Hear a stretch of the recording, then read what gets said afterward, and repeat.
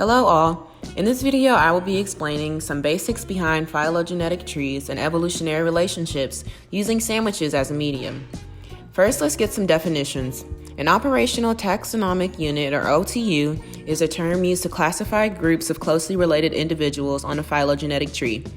In this example, the horse, mountain zebra, Gabry's zebra, etc. are all OTUs. They don't necessarily have to be different species, but in the context of this video, they will be. A node is a point on a tree where the lines connect, which represents a common ancestor. Now begins the construction of our phylogenetic tree for sandwiches. In making this as historically and scientifically accurate as possible, I will begin this tree with the earliest known account of the sandwich, which was in 1st century BC by a famous rabbi named Hillel the Elder. During Passover, he created a mixture of chopped nuts, spices, apples, and wine and put them between two matzos, which are Jewish crackers.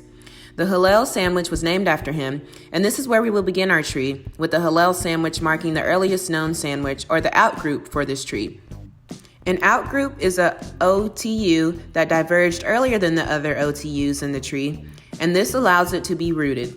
A rooted tree just means that the other OTUs are determined by comparing them to the outgroup. From there, we have some anagenesis, which are evolutionary changes within the same lineage over time, then a cladogenesis, which is a point where the same lineage splits into two. In this case, it splits into those with traditional structures and those with non-traditional structures. Traditional in this sense means something between two separate pieces of bread. From there, these lineages start to evolve independently. From the traditional lineage, we have another cladogenesis between having meat or having veggies. The meat lineage has one more node, representing where the split between being a hot or cold sandwich occurred. If it was hot, then arose the great cheeseburger, and if it was cold, then the simple yet reliable turkey sandwich came about.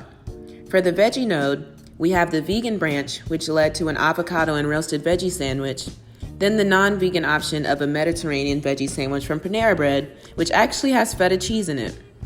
For the non-traditional lineage, we have a node representing the divergence of having bread or having other types of outer layers. For bread, we have one more node, representing the split into a wrap, which led to a burrito, and no wrap, which led to a hot dog. For others, we have one more node, representing the split between sweet and savory. From the sweet branch, the ice cream sandwich evolved, and from the savory branch, tacos evolved. In conclusion, the Hillel sandwich is the outgroup of this tree and the most recent common ancestor for modern sandwiches.